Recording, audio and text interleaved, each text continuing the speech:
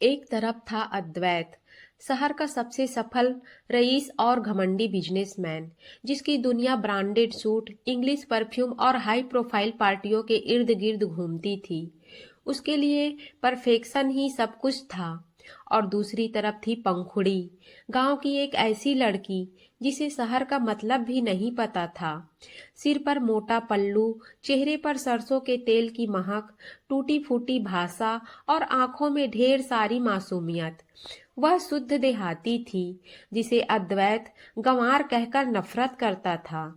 मजबूरी में हुई एक ऐसी शादी जहां दूल्हे की आंखों में तिरस्कार था और दुल्हन की आंखों में अनकहे आंसू। अद्वैत ने कसम खाई थी कि वह इस लड़की को कभी अपनी पत्नी का दर्जा नहीं देगा। उसने उसे नजरअंदाज किया, उसे जलील किया और उसकी सादगी का मजाक उड़ाया। लेकिन फिर वक्त ने करवट बदली। जब उस देहाती चेहरे से तेल और धूल की परतें हटी तो एक ऐसी अप्सरा निकली जिसकी एक झलक पाने के लिए अद्वैत का दिल पागलों की तरह धड़कने लगा।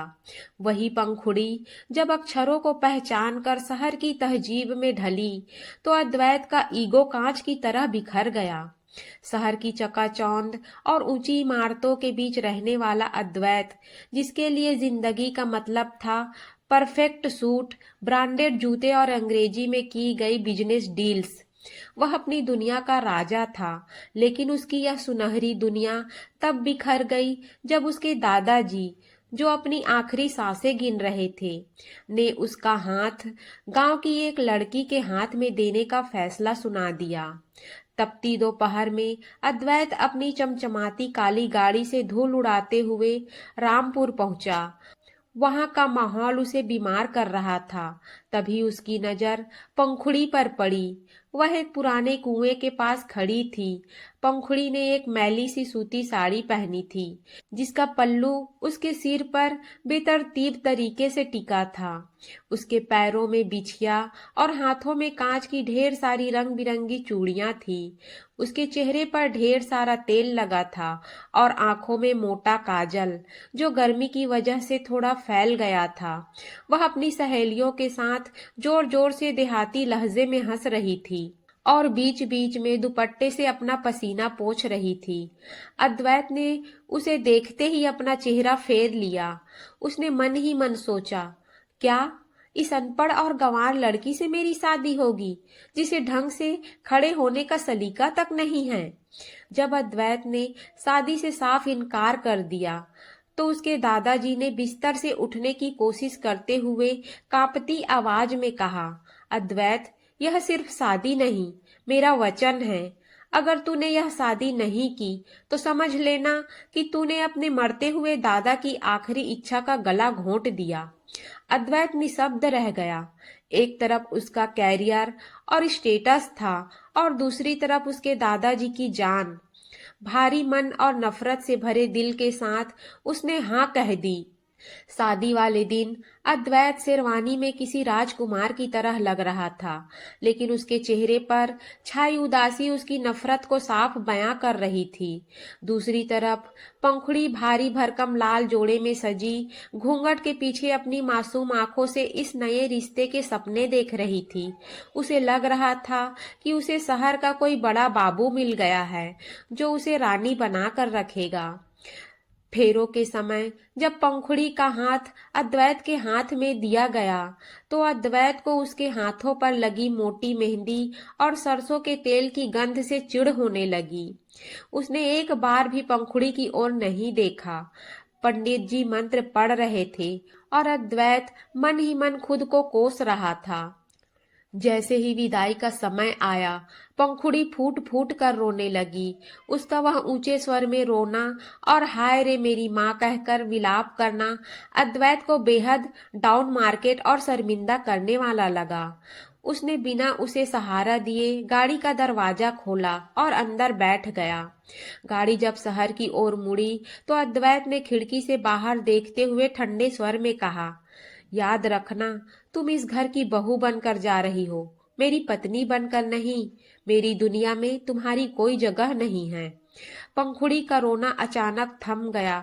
उसे समझ नहीं आया कि दुनिया और जगह से अद्वैत का क्या मतलब था, लेकिन उसे यह एहसास जरूर हो गया कि उसके पति के दिल के दरवाजे उसके लिए पत्थर बन चुके हैं। शहर की ऊंची इमारतों और चकाचौंध से भरी रोशनियों के बीच अद्वैत की सफेद रंग की ऑडी कार उसके आलीशान बंगले के सामने रुकी। पंखुड़ी, जो अब तक गांव की धूल और कच्ची सड़कों की आदी थी, कार के ऑटोमेटिक दरवाजे के खुलने पर सहम गई। उसने अपना भारी लाल जोड़ा संभाला और कार से बाहर पैर रखा। पंखुड़ी ने अपनी शादी के रीति रिवाजों के कारण चेहरे पर ढेर सारा सरसों का तेल और उबटन लगा रखा था, जिससे उसका चेहरा चिपचिपा और गहरा लग रहा था। सिर पर मोटा घूंघट, माथे पर बड़ी सी लाल बिंदी और आंखों में फैला हुआ काजल, ऊपर से उसकी देहाती ढंग की पहनी हुई साड़ी और भारी भरकम चांदी के गहने उसे अद्वैत की नजरों में और भी गंवार बना रहे थे। लेकिन उस चिपचिपे तेल और बेतरतीब मेकअप के पीछे एक ऐसी खूबसूरती छिपी थी जिसे देखने के लिए अद्वैत ने कोशिश ही नहीं की। पंखुड़ी की आंखें हिरनी जैसी बड़ी और मासूम थी। उसकी नाक तीखी थी और उसके होठों की बनावट किसी तराशी हुई मूरत जैसी थी। अगर वह तेल साफ कर दिया जाता तो वह किसी मॉडल से कम नहीं लगती, पर अद्वैत के लिए वह बस एक बोझ थी। जैसे ही अद्वैत की माँ ने आरती की थाली सजाई, अद्वैत चिढ़ते हुए खड़ा रहा। पंखुड़ी ने जैसे ही घर के अंदर कदम रखा, उसका पैर फिसल गया। वह गिरते गिरते बची, जिससे उसके गहनों की झनकार पूरे शांत घर में गूंज उठी। अद्वैत ने एक ठंडी आह भरी और बिना उसकी ओर देखे अपनी माँ से कहा, माँ, आपने इसे घर में जगह तो दे दी, पर इसे तमीज और सलीका कहाँ से लाएंगी? देखिए इसे, अभी भी इसके चेहरे से तेल टपक रहा है। मुझे इससे घिन आती है। पंखुड़ी के कान यह सुनकर सुन्न हो गए।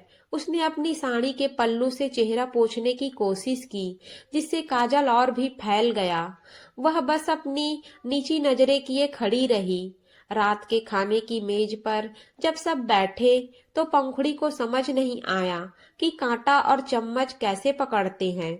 उसने हाथ से खाना शुरू किया तो अद्वैत ने अपना सूप का प्याला वहीं छोड़ दिया और कुर्सी पीछे ढकेलते हुए खड़ा हो गया। उसने पंखुड़ी की ओर एक नफरत भरी नजर डाली और कहा, बस कम से कम खाना खाने का ढंग तो सीख लेती। मेरा दम घुट रहा है यहाँ। वह उसे वहीं मेज पर अकेला छोड़कर अपने कमरे की ओर चला गया। पंखुड़ी की थाली में रखा निवाला उसके गले में अटक गया। उसने अपनी सास की ओर देखा, जिनकी आंखों में हमदर्दी थी, पर अद्वैत के दिल में सिर्फ बर्फ जमी थी। वह जितनी बार भी अद्वैत से बात करने या उसकी पसंद पूछने की कोशिश करती, अद्वैत उसे एक तुच्छ चीज की तरह नजरअंदाज कर देता और फोन पर अपनी किसी क्लाइंट से अंग्रेजी में बात करते हुए आगे निकल जाता। पंखुड़ी को अब यह समझ आ गया था कि इस बड़े घर में वह सिर्फ एक सजावटी सामान है, जिसकी चमक धूल और तेल के पीछे खो गई है। उसे नहीं पता था कि उसकी असली खूबसूरती का सूरज कब उगेगा। पंखुड़ी का शहर में यह पहला हफ्ता था जो किसी सजा से कम नहीं था। महल जैसे उस बंगले में पंखुड़ी के लिए हर कोना अजनबी था। उसे समझ नहीं आता था कि सुबह उठकर झाड़ू पोछा खुद करना है या नौकरों का इंतजार करना है। वह अपनी देहाती आदतों से मजबूर थी। सुबह 4 बजे उठकर नहा धोकर चेहरे पर वही पारंपरिक तेल और उपटन लगाकर सिर पर पल्लू डाले वह रसोई में पहुंच जाती। एक सुबह पंखुड़ी ने सोचा कि अद्वैत के लिए अपने हाथों से कुछ बनाएगी। उसने बड़े चाव से गांव के स्टाइल का पराठा और गुड़ वाली चाय बनाई। जब अद्वैत अपने जिम से लौटकर डाइनिंग टेबल पर आया तो उसने देखा कि मेज पर फैंसी क्रॉकरी के बजाय पीतल की थाली सजी है और पराठों से घी टपक रहा है।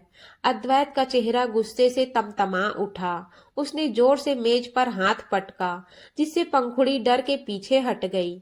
यह क्या तमाशा है? तुम्हें समझ नहीं आता कि मैं डाइट पर हूँ? यह तेल और घी से भरा कचरा अपनी थाली में रखो, मेरे सामने नहीं। अद्वैत ने अपनी फाइल उठाई और बिना नाश्ता किए घर से बाहर निकल गया। पंखुड़ी वहीं खड़ी रह गई। उसकी मेहनत और प्यार दोनों उस घी की तरह ठंडे पड़ गए। उसके कानों में अद्वैत के वो शब्द गूंज रहे थे, गंवार और घी। अद्वैत की माँ, जो चुपचाप यह सब देख रही थी, पंखुड़ी के पास आई। उन्होंने उसके सिर पर हाथ रखा और कहा, पंखुड़ी बेटा, अद्वैत बुरा नहीं है, बस उसकी दुनिया अलग है। अगर तुम्हें उसकी दुनिया में जगह बनानी है तो तुम्हें अपनी दुनिया थोड़ी बदलनी होगी। उसी दोपहर माँ ने पंखुड़ी को अद्वैत की पुरानी लाइब्रेरी में ले जाकर बिठाया। वहां चारों तरफ सजी हुई मोटी मोटी अंग्रेजी की किताबें देखकर पंखुड़ी की आंखें फटी की फटी रह गई। उसने डरते हुए एक किताब छुई।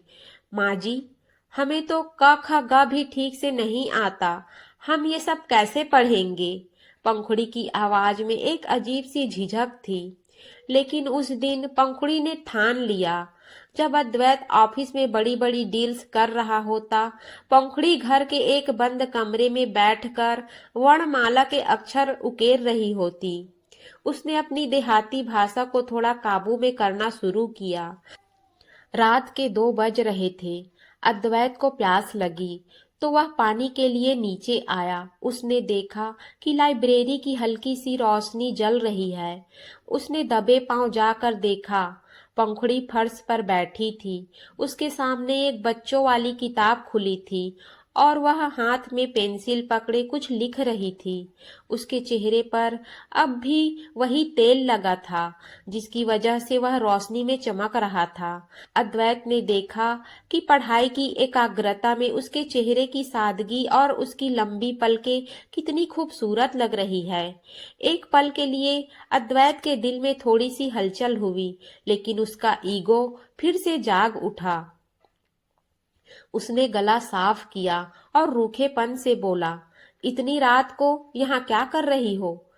पढ़ाई करने से कोई रातों रात मेम साहब नहीं बन जाता।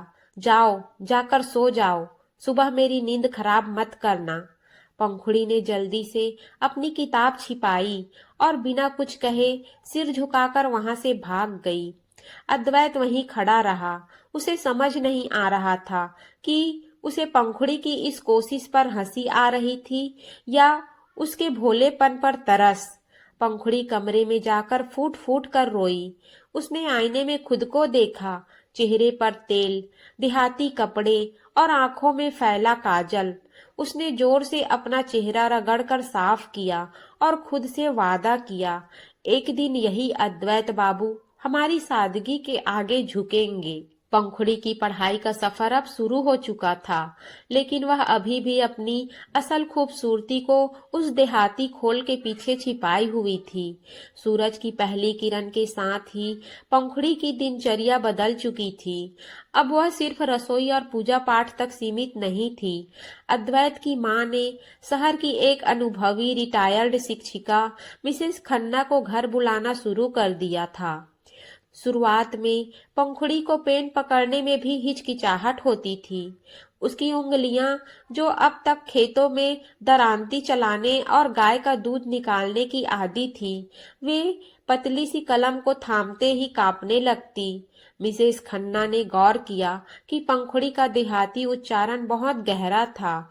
वह स्कूल को स्कूल और स्टेशन को स्टेशन कहती थी। लेकिन पंखुड़ी की आंखों में एक अजीब सी चमक थी। वह दोपहर की चिलचिलाती धूप में जब अद्वैत ऑफिस में होता, घंटों लाइब्रेरी में बैठकर एबीसी और क ख ग को बार बार अपनी स्लेट पर उकेरती। उसकी सादगी अब भी वैसी ही थी। वही सिर पर पल्लू, वही चेहरे पर चिपचिपा तेल और वही पुरानी सूती साड़ी। उसे लगता था कि अगर वह तेल नहीं लगाएगी तो उसके गांव के संस्कार खत्म हो जाएंगे। एक शाम अद्वैत घर जल्दी आ गया। उसने देखा कि पंखुड़ी बालकनी के कोने में बैठी कुछ गुनगुना रही है। पास जाकर सुना तो वह अंग्रेजी के शब्दों का उच्चारण करने की कोशिश कर रही थी। ब्यूटीफुल, ब्यूटीफुल, सुंदर। अद्वैत के चेहरे पर एक व्यंग्यात्मक मुस्कान आई। वह उसके पीछे जाकर खड़ा हो गया और बोला, कोशिश अच्छी है, पर कौआ कितना भी नहा ले बगुला नहीं बनता। तुम ये सब सीख भी लोगी तो भी तुम्हारे बात करने के ढंग से तुम्हारी असलियत छिप नहीं पाएगी। पंखुड़ी का चेहरा शर्म से लाल हो गया। उसने अपनी किताब बंद की और बिना जवाब दिए वहां से चली गई। लेकिन इस बार उसके आंसू नहीं निकले, बल्कि उसके भीतर एक जिद पैदा हो गई। उसने मन ही मन कहा, अद्वैत बाबू, एक दिन यही कौआ आपकी दुनिया का सबसे सुंदर पक्षी बनेगा। उसी रात अद्वैत को अपने कमरे में कुछ कागजात नहीं मिल रहे थे। वह झुंझलाया हुआ नीचे आया और गलती से पंखुड़ी के कमरे का दरवाजा खोल दिया। पंखुड़ी सो रही थी, लेकिन उसकी मेज पर उसकी प्रैक्टिस बुक खुली थी। अद्वैत ने धीरे से कदम बढ़ाए और किताब उठाई। उसमें एक पन्ने पर पंखुड़ी ने टेढ़ी मेढ़ी लिखावट में अद्वैत का नाम लिखा था और उसके नीचे लिखा था, मेरे पति परमेश्वर। अद्वैत का दिल एक पल के लिए जैसे थम गया। उसने पंखुड़ी की ओर देखा। सोते हुए उसके चेहरे पर वह भारी उबटन और तेल नहीं था। शायद वह धोकर सोई थी। चांदनी की हल्की रोशनी उसकी खिड़की से अंदर आ रही थी और अद्वैत ने गौर किया कि पंखुड़ी की त्वचा कितनी साफ और मखमली थी। उसके होंठ गुलाब की पंखुड़ी की तरह नाजुक लग रहे थे। वह घबराकर कमरे से बाहर निकल आया। उसे अपनी धड़कनों की रफ्तार तेज महसूस हुई। नहीं, यह नहीं हो सकता। मैं उस देहाती लड़की के बारे में ऐसा कैसे सोच सकता हूँ? उसने खुद को झिड़का। अगले कुछ दिनों में पंखुड़ी ने अपनी भाषा में सुधार करना शुरू किया। वह अब घर के नौकरों से भी तमीज और सलीके से बात करने लगी थी। उसने अपनी देहाती बोली को दबाकर भाषा को अपनाना शुरू कर दिया था। मिसेस खन्ना ने एक दिन अद्वैत की माँ से कहा, इस लड़की में गजब की प्रतिभा है। इसकी खूबसूरती इसकी सादगी में दबी है। बस इसे एक सही दिशा की जरूरत है। पंखुड़ी अब तैयार थी अपनी बाहरी पहचान बदलने के लिए। वह नहीं जानती थी कि जल्द ही उसका एक ऐसा रूप सामने आने वाला है जो अद्वैत के होश उड़ा देगा। अद्वैत की माँ आशा देवी समझ चुकी थी कि पंखुड़ी ने मानसिक रूप से खुद को तैयार कर लिया है। अब बारी थी अद्वैत की उन नफरत भरी आंखों से उस पर्दे को हटाने की जिसने उसे कभी पंखुड़ी की असलियत देखने ही नहीं दिया था।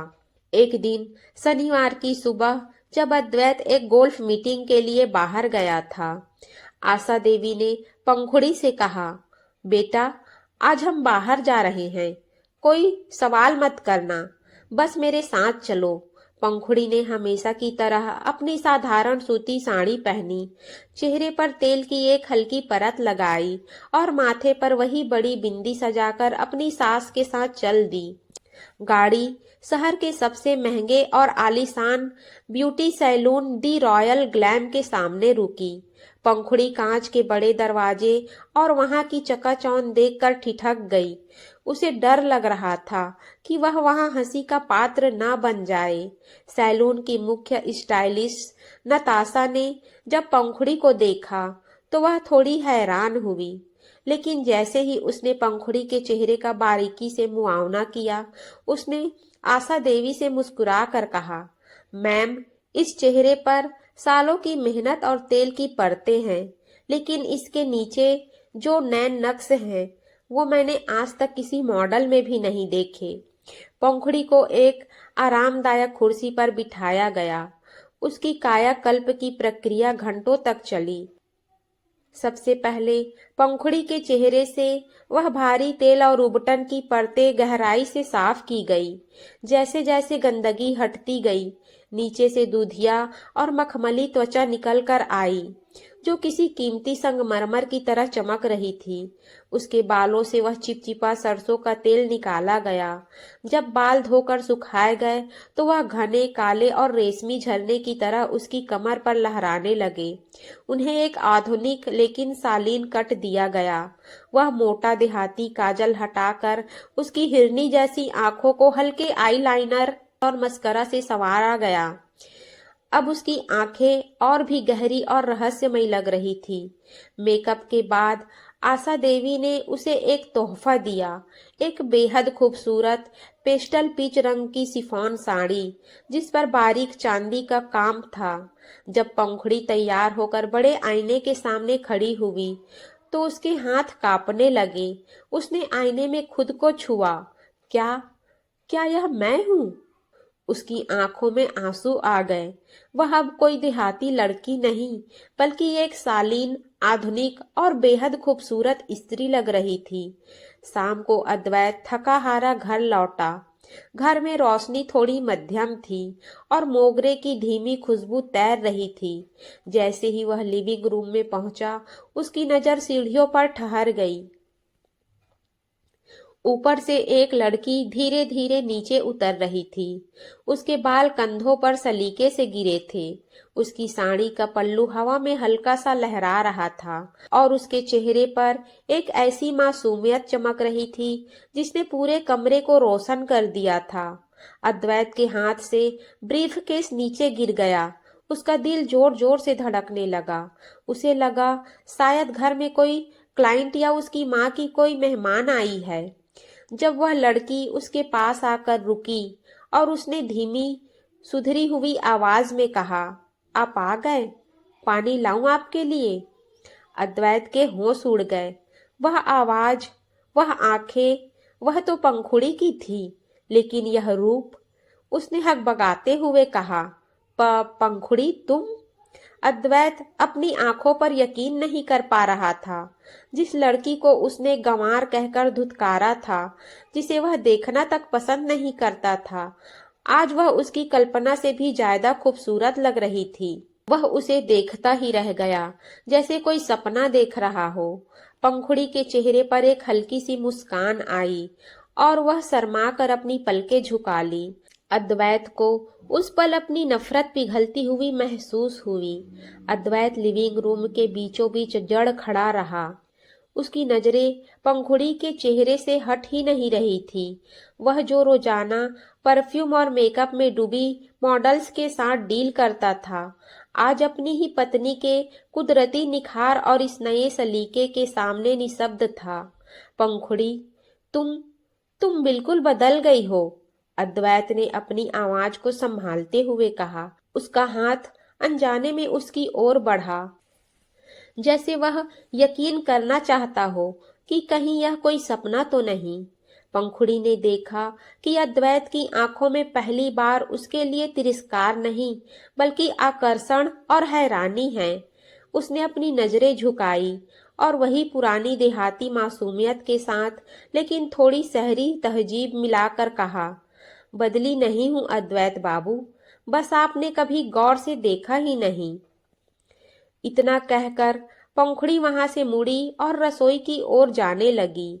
उसकी साड़ी की सरसराहट अद्वैत के कानों में संगीत की तरह गूंज रही थी।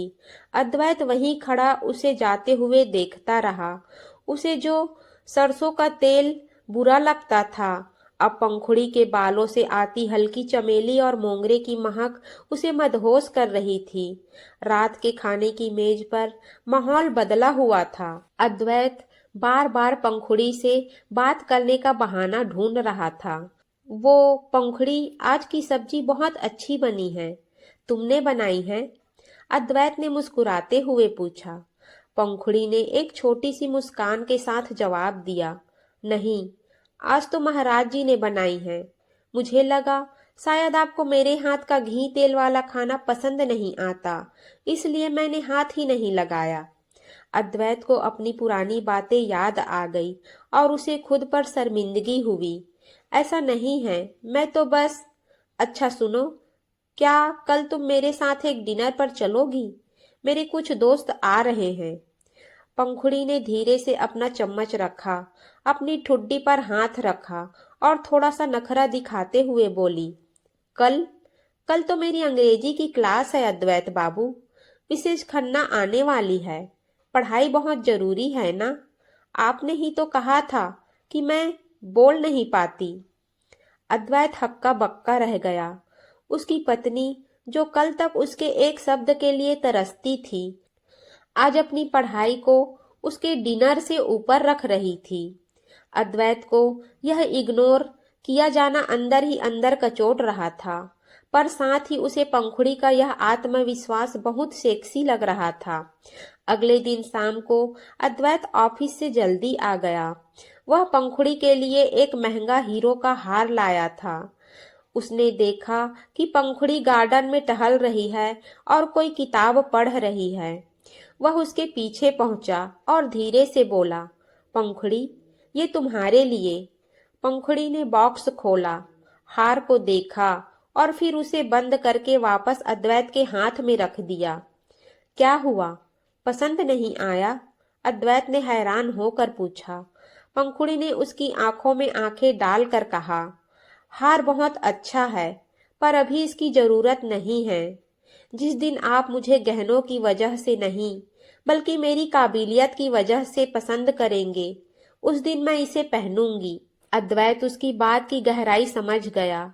उसने महसूस किया कि पंखुड़ी अब सिर्फ खूबसूरत नहीं रही, वह समझदार भी हो गई है। वह जैसे ही जाने लगी, अद्वैत ने उसका हाथ पकड़ लिया। पंखुड़ी के शरीर में बिजली सी दौड़ गई। तुम्हें क्या लगता है, मैं ये सब सिर्फ तुम्हारे चेहरे के लिए कर रहा हूँ? अद्वैत की आवाज अब गहरी और भारी हो गई थी। वह उसके थोड़ा करीब आया। पंखुड़ी की सांसें तेज होने लगी। पंखुड़ी ने अपना हाथ धीरे से छुड़ाया और शर्माते हुए मुस्कुरा कर कहा, ये तो वक्त ही बताएगा अद्वैत बाबू, अभी तो मुझे अपना होमवर्क पूरा करना है। वह खिलखिलाकर अंदर भाग गई और अद्वैत अपनी अधूरी बातों और धड़कते दिल के साथ वहीं खड़ा रह गया। वह देहाती लड़की अब अद्वैत के दिल की रानी बन रही थी और अद्वैत को पता भी नहीं चला कि कब वह उसका पीछा करने वाला दीवाना बन गया। शहर के सबसे बड़े बिजनेस अवार्ड की रात थी। अद्वैत को young achiever of the year का अवार्ड मिलने वाला था। पहले अद्वैत ने सोचा था कि वह अकेला जाएगा, लेकिन अब उसके दिल की हालत बदल चुकी थी। वह चाहता था कि आज दुनिया उसकी उस खूबसूरत हकीकत को देखे जिसे उसने अब तक छिपा रखा था। अद्वैत अपने कमरे में तैयार हो रहा था, पर उसका ध्यान बार बार घड़ी और दरवाजे पर जा रहा था। उसने पंखुड़ी के लिए एक designer black and gold Kanjivaram silk sari भेजी थी। वह बेचैन था कि क्या पंखुड़ी उसके साथ चलेगी। तभी दरवाजे पर दस्तक हुई। पंखुड़ी अंदर आई। काली साड़ी, कानों में भारी झुमके और बालों में मोगरे का छोटा सा गजरा। उसका चेहरा हल्का सा चमक रहा था और उसकी सादगी में अब एक राजसी ठाठ था। अद्वैत अपनी टाई बांधना भूल गया और बस उसे एकटक निहारने लगा। आप मुझे ऐसे क्यों देख रहे हैं? क्या कुछ गलत है? पंखुड़ी ने अपनी सुधरी हुई भाषा में झिझकते हुए पूछा। अद्वैत धीरे से उसके करीब आया। उसके जूतों की आहट सन्नाटे में गूंज रही थी। उसने बिना कुछ बोले अपना हाथ बढ़ाया और पंखुड़ी की साड़ी के पल्लू को ठीक किया, जो थोड़ा सा कंधे से खिसक गया था। अद्वैत की उंगलियां गलती से पंखुड़ी के कंधे को छू गई। पंखुड़ी के शरीर में सिहरन दौड़ गई और उसने अपनी आंखें मूंद ली। सब कुछ इतना सही है कि मुझे डर लग रहा है कि कहीं ये सपना टूट न जाए। अद्वैत ने भारी आवाज में उसके कान के पास झुककर कहा। उसकी गर्म सांसें पंखुड़ी की गर्दन को छू रही थी। पंखुड़ी ने तुरंत खुद को संभाला और थोड़ा पीछे हटकर शरारत भरी मुस्कान के साथ बोली, सपना नहीं है अद्वैत बाबू, ये आपकी वही देहाती पत्नी है। चलिए, देर हो रही है। जब वे दोनों हॉल में पहुंचे तो सबकी नजरें उन पर टिक गई। शहर के बड़े बड़े बिजनेसमैन और उनकी आधुनिक पत्नियां हैरान थी कि अद्वैत के साथ यह हसीन भला कौन है। अद्वैत के एक प्रतिद्वंदी ने पास आकर व्यंग से पूछा, मिस्टर अद्वैत, आपकी पत्नी के बारे में सुना था कि वे मतलब गांव से है। अद्वैत कुछ कहता उससे पहले ही पंखुड़ी ने आत्मविश्वास के साथ अंग्रेजी में हाथ मिलाते हुए कहा, yes, I am from the roots of this country and I am proud of it. Culture makes us who we are, don't you think? हाँ, मैं इस देश की जड़ों से हूँ और मुझे इस पर गर्व है। संस्कृति ही हमें बनाती है, क्या आपको नहीं लगता? अद्वैत का सीना गर्व से चौड़ा हो गया। उसने अपनी पत्नी की कमर पर हाथ रखा और उसे अपने और करीब खींच लिया।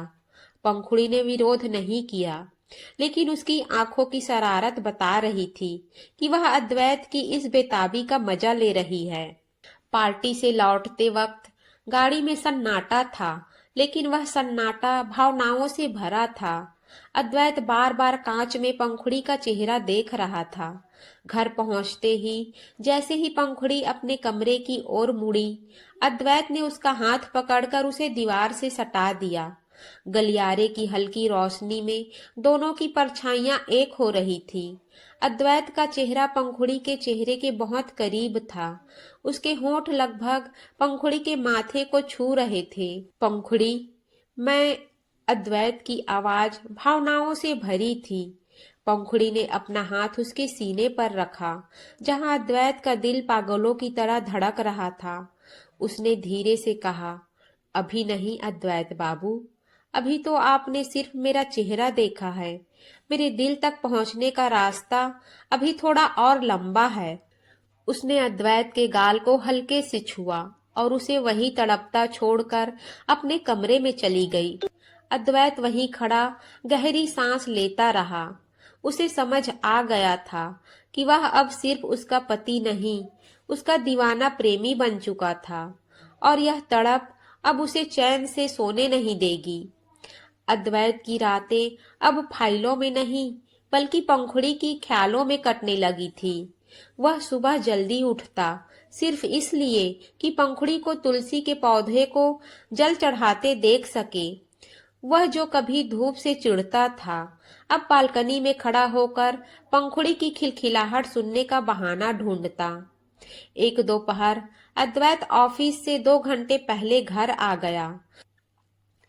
उसके हाथ में पंखुड़ी की पसंदीदा चमेली के फूलों का गजरा था। उसने देखा कि पंखुड़ी लाइब्रेरी में बैठी बहुत गंभीरता से अपनी अंग्रेजी की किताब पढ़ रही है। उसके बाल एक ढीले जूड़े में बंधे थे और कुछ लटें उसके गोरे गालों पर फिसल रही थी।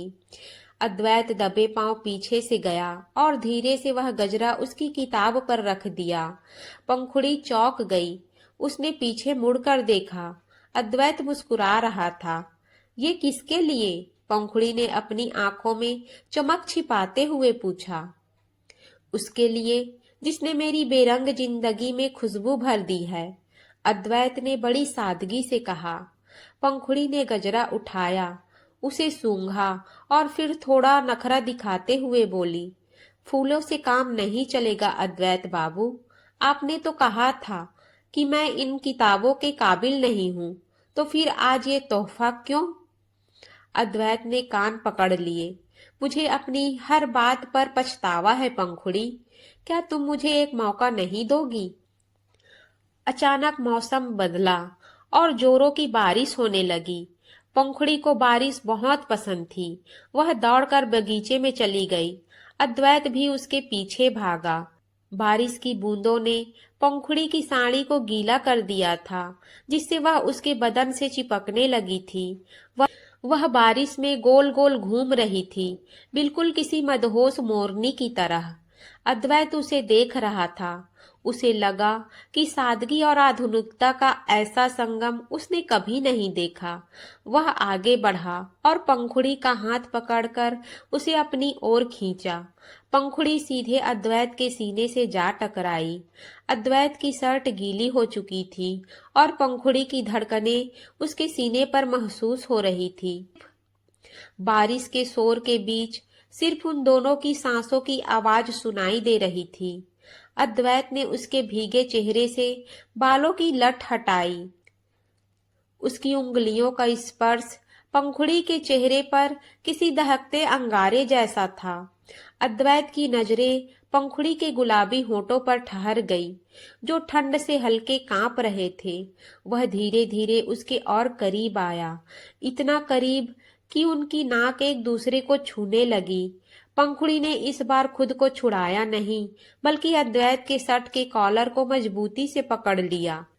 जैसे ही अद्वैत उसे चूमने के लिए झुका, पंखुड़ी ने अपनी गर्दन मोड़ ली और उसके कान में धीरे से फुसफुसाया, इतनी जल्दी नहीं, अभी तो मुझे ये देखना है कि ये प्यार सिर्फ इस रूप के लिए है या इस देहाती दिल के लिए भी।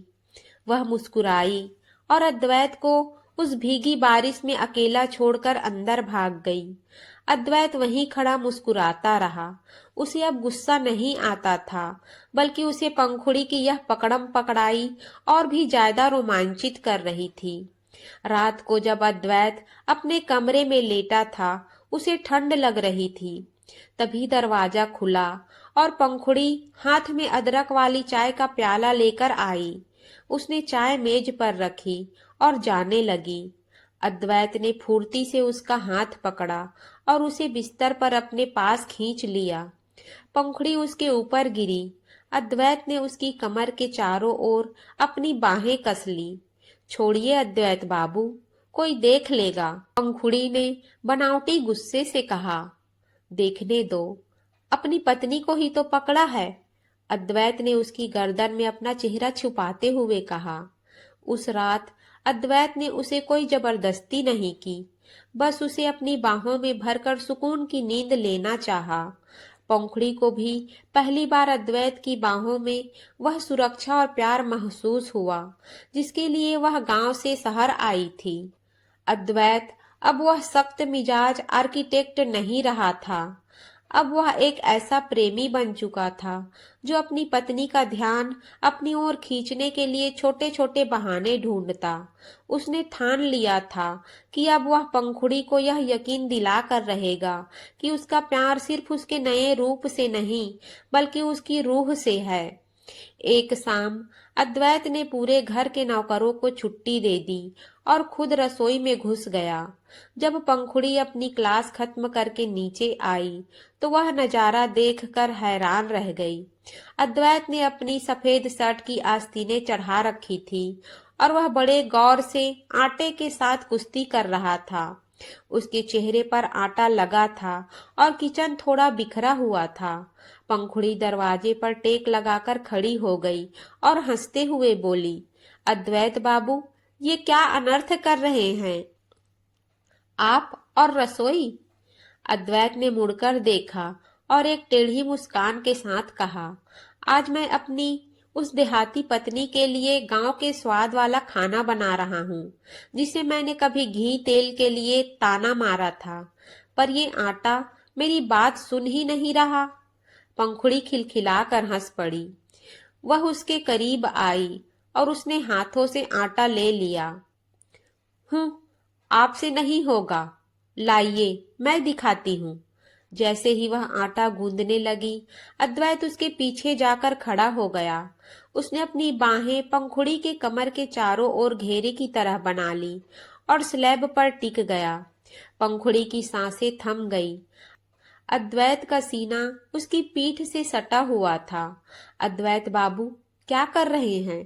कोई आ जाएगा, उसने हकबकाते हुए कहा। घर में कोई नहीं है पंखुड़ी, सिर्फ तुम और मैं, अद्वैत ने उसकी गर्दन के पीछे झुककर फुसफुसाते हुए कहा। उसकी उंगलियों ने धीरे से पंखुड़ी के गाल पर लगा आटा साफ किया।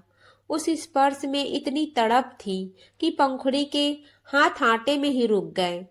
अद्वैत ने उसके कान की लौ को हल्के से छुआ, जिससे पंखुड़ी के पूरे बदन में बिजली सी दौड़ गई। वह पीछे मुड़ी और अद्वैत की आंखों में आंखें डालकर बोली, आप बहुत शरारती हो गए हैं। अद्वैत ने उसे अपनी ओर और करीब खींच लिया। उनकी नाक एक दूसरे से टकरा रही थी। ये शरारत नहीं, ये वो हक है जो मैंने बहुत देर से पहचाना है। रात के खाने के बाद दोनों छत पर टहलने गए। आसमान में चांद पूरा खिला था। अद्वैत ने पंखुड़ी का हाथ थाम रखा था। पंखुड़ी, कल मैं तुम्हें एक ऐसी जगह ले जाना चाहता हूँ, मैं तुम्हें एक ऐसी जगह ले जाना चाहता हूँ जहाँ जहाँ सिर्फ हम हों। कोई फोन नहीं, कोई ऑफिस नहीं। क्या चलोगी? पंखुड़ी ने उसकी आंखों में वह सच्चाई देखी जिसके लिए वह तरस रही थी। उसने अपना सिर अद्वैत के कंधे पर रख दिया और कहा, जहां आप ले चले। अद्वैत ने धीरे से उसका चेहरा ऊपर उठाया। चांदनी में पंखुड़ी का चेहरा किसी मखमल की तरह चमक रहा था। अद्वैत का झुकाव उसके होठों की ओर बढ़ा, लेकिन ऐन वक्त पर पंखुड़ी ने अपना हाथ उसके होठों पर रख दिया। उसकी आंखों में एक शरारत भरी चुनौती थी। इतनी आसानी से नहीं अद्वैत बाबू, कल का इंतजार करिए। वह अपनी साड़ी का पल्लू लहराती हुई नीचे भाग गई। अद्वैत वहीं खड़ा मुस्कुराता रहा। उसे समझ आ गया था कि पंखुड़ी उसे धीरे धीरे उस मुकाम पर ले जा रही है जहां उनका मिलन सिर्फ जिस्मानी नहीं बल्कि रूहानी होगा। वह तड़प जो अब तक अद्वैत के सीने में थी, अब पंखुड़ी की आंखों में भी साफ झलकने लगी थी। अद्वैत अपनी बेताबी को अब और नहीं छिपा सकता था। वह पंखुड़ी को शहर के कोलाहल से दूर समंदर के किनारे बने एक बेहद निजी आलीशान प्राइवेट विला में ले गया। यह विला सिर्फ उन दोनों के लिए था। शाम ढल चुकी थी और आसमान पर सिंदूरी रंग छाया था। अद्वैत ने पंखुड़ी का हाथ थामकर उसे विला के अंदर ले गया। पंखुड़ी की आंखें फटी की फटी रह गई। पूरा विला मोगरे और गुलाब की पंखुड़ियों से सजा था। हर कोने में सुगंधित मोमबत्तियां जल रही थी, जिनकी मध्यम रोशनी कांच की दीवारों पर परछाइयां बना रही थी। अद्वैत बाबू, ये सब? पंखुड़ी ने अपने होठों पर उंगली रखकर हैरानी से पूछा। अद्वैत धीरे से उसके पीछे आया और उसे अपनी बाहों में भर लिया। ये सब उस देहाती दिल के लिए है जिसने मेरे पत्थर जैसे दिल को धड़कना सिखाया। आज कोई नखरा नहीं चलेगा पंखुड़ी। अद्वैत की गर्म सांसें पंखुड़ी की गर्दन को छू रही थी, जिससे उसके शरीर में सिहरन दौड़ गई। पंखुड़ी ने अपना सिर अद्वैत के कंधे पर टिका दिया। उसने अद्वैत के हाथों को कसकर पकड़ लिया। अद्वैत ने उसे अपनी ओर घुमाया और उसकी आंखों में आंखें डालकर कहा, पंखुड़ी, मैं तुमसे प्यार करता हूँ। सिर्फ तुम्हारी खूबसूरती से नहीं, तुम्हारी सादगी से, तुम्हारे उस साफ दिल से। क्या तुम मुझे माफ करोगी? पंखुड़ी की आंखों में आंसू आ गए। वह वही शब्द थे जिनके लिए वह तरस रही थी। उसने अद्वैत के गले लगकर कहा, मैंने तो आपको बहुत पहले ही माफ कर दिया था। अद्वैत ने उसे अपनी गोद में उठा लिया और बेडरूम की ओर बढ़ा। बेडरूम को लाल गुलाबों की सेज से सजाया गया था। बेड पर रेशमी चादर बिछी थी और चारों तरफ फूलों की खुशबू तैर रही थी।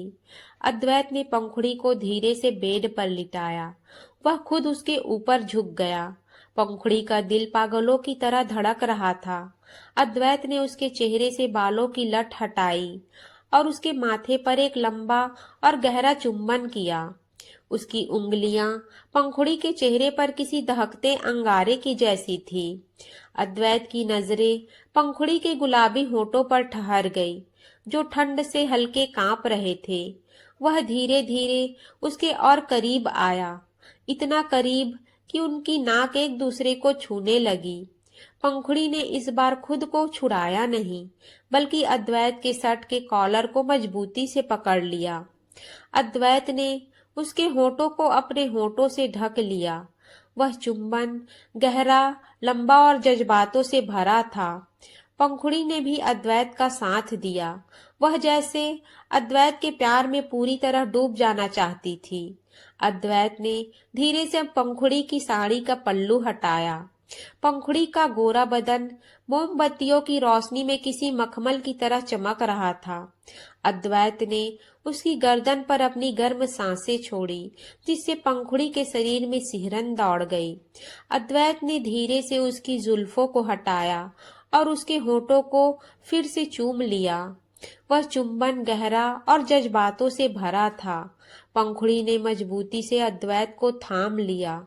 उस रात पुराने सारे जख्म मिट गए और प्यार की एक नई इबादत लिखी गई। अंधेरे कमरे में सिर्फ उनकी मदहोश कर देने वाली सांसों की आवाज थी। वे दोनों अब हमेशा के लिए एक हो चुके थे। रात भर समंदर की लहरें खिड़की के बाहर टकराती रही, बिल्कुल अद्वैत और पंखुड़ी की धड़कनों की तरह, तेज, बेकाबू और प्यार में डूबी हुई। उस अधूरे प्याले को आखिर उसका अमृत मिल ही गया था। समंदर किनारे उस विला की खिड़की से जब सूरज की पहली सुनहरी किरण अंदर आई, तो उसने कमरे के फर्श पर बिखरी गुलाब की पंखुड़ियों और उस रेशमी चादर को छुआ, जिसके आगोश में अद्वैत और पंखुड़ी एक दूसरे की बाहों में लिपटे सो रहे थे। अद्वैत की आंखें पहले खुली। उसने देखा कि पंखुड़ी उसके सीने पर सिर रखकर सुकून की नींद सो रही है।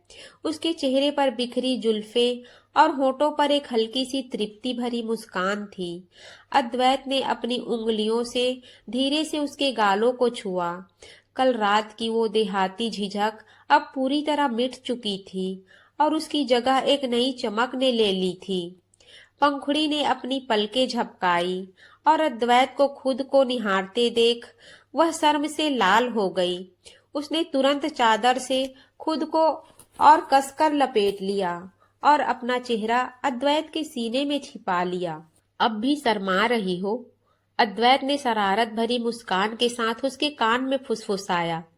अद्वैत बाबू, आप ना बहुत खराब हैं, पंखुड़ी ने अपनी दबी आवाज में कहा। अद्वैत ने उसे अपनी ओर और जोर से खींच लिया। अब अद्वैत बाबू नहीं, अब सिर्फ अद्वैत कहो ना। पंखुड़ी ने धीरे से सिर उठाया और उसकी आंखों में झांकते हुए बहुत प्यार से कहा, अद्वैत। उस एक शब्द में अद्वैत को दुनिया की सारी खुशियां मिल गई। अगले कुछ दिन उस विला में किसी सपने की तरह बीते। अब वे सिर्फ पति पत्नी नहीं, बल्कि सबसे अच्छे दोस्त बन चुके थे।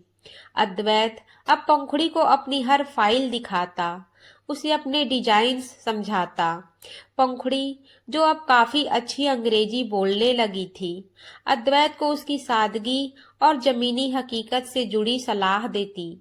एक शाम जब वे समंदर की रेत पर हाथ में हाथ डाले चल रहे थे, अद्वैत अचानक रुक गया। उसने घुटनों पर बैठकर पंखुड़ी का हाथ चूमा और कहा, पंखुड़ी, लोग कहते हैं कि प्यार अंधा होता है, पर तुम्हारे प्यार ने मेरी आंखें खोल दी। तुमने मुझे सिखाया कि खूबसूरती दिल में होती है, कपड़ों या भाषा में नहीं। पंखुड़ी ने उसे उठाया और गले लग गई। और आपने मुझे सिखाया कि खुद पर यकीन कैसे करते हैं। अगर आप मुझे ताने नहीं मारते तो शायद मैं कभी खुद को बदलने की कोशिश ही नहीं करती। उनकी रातों में अब भी वही पुरानी नोक-झोंक और रोमांस का तड़का था। कभी अद्वैत पंखुड़ी के बालों में गजरा लगाता, तो कभी पंखुड़ी अद्वैत के काम के बीच में आकर उसकी फाइलें छिपा देती। एक रात जब अद्वैत अपने लैपटॉप पर काम कर रहा था, पंखुड़ी एक पारदर्शी काले रंग की साड़ी पहनकर उसके पास आई। वही साड़ी जो अद्वैत ने उसे अपनी पहली डेट पर गिफ्ट की थी। उसने धीरे से अद्वैत का लैपटॉप बंद किया और उसके कान के पास झुककर अपनी रेशमी आवाज में कहा, काम तो पूरी जिंदगी रहेगा अद्वैत। क्या आज की रात भी इन फाइलों के नाम होगी?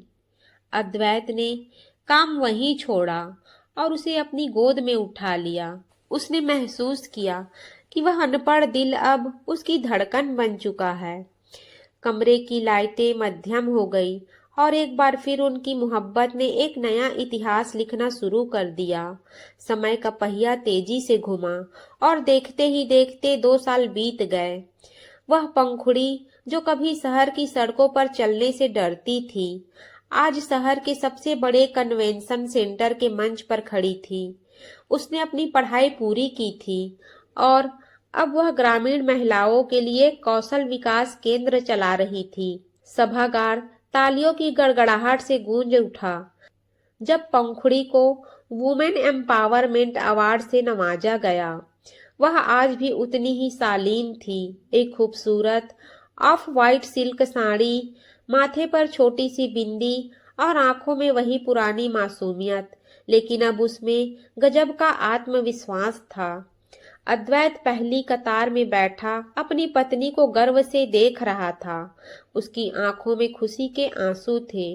जब पंखुड़ी को बोलने का मौका मिला तो उसने माइक संभाला और बेहद सलीके से कहा, मेरी इस सफलता के पीछे उस इंसान का हाथ है जिसने मुझे आईना दिखाया, जिन्होंने मुझे गंवार कहकर नहीं दुत्कारा, बल्कि मुझे खुद को साबित करने की प्रेरणा दी। अद्वैत, यह सम्मान आपके लिए है। अवार्ड फंक्शन के बाद अद्वैत उसे लेकर सीधे उसी पुराने विला में गया जहां उनकी मोहब्बत ने परवान चढ़ना शुरू किया था। आज रात चांद अपनी पूरी चांदनी बिखेर रहा था।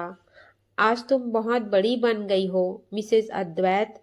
अद्वैत ने उसे पीछे से गले लगाते हुए कहा।